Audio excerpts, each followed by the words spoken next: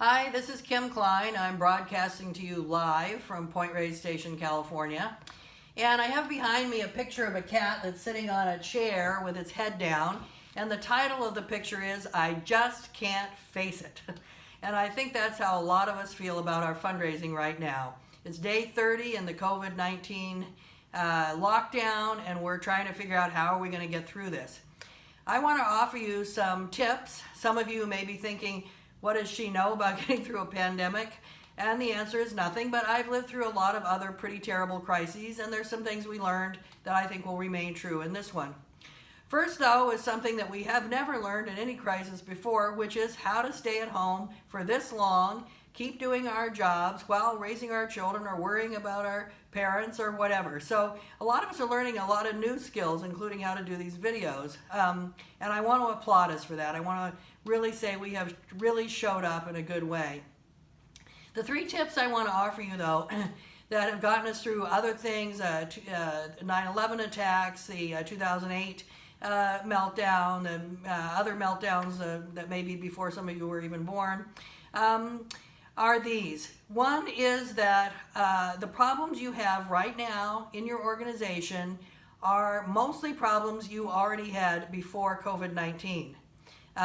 In other words, if you have a problem, your staff didn't get along, or your CRM was dated or not getting populated properly, or you weren't asking your donors for money and you weren't reaching out to people, those were your problems. Now you have them on steroids.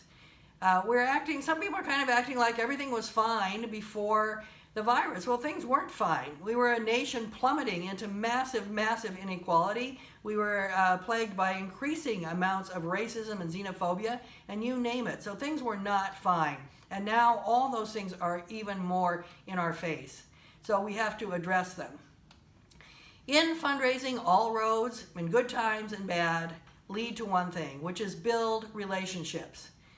Build relationships, build loyalty of your donors, ask people about themselves, reach out to people, tell your story. Sometimes people are nervous, well, what is our story compared to the story of healthcare workers or other people? If your organization was important before the virus, it's important now, and donors will remain loyal to you if you are loyal to them, if you tell them that their money makes a difference.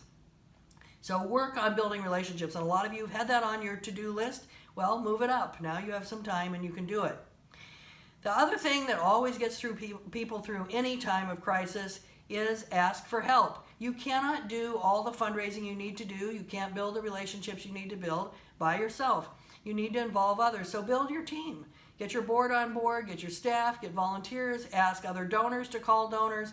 Use this as a time to really get stronger so that when we come out on the other side of this, we are not back to normal. Normal was not getting us anywhere.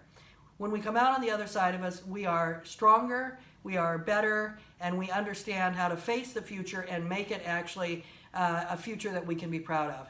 So thank you. I'm thinking of you and sending you all the best.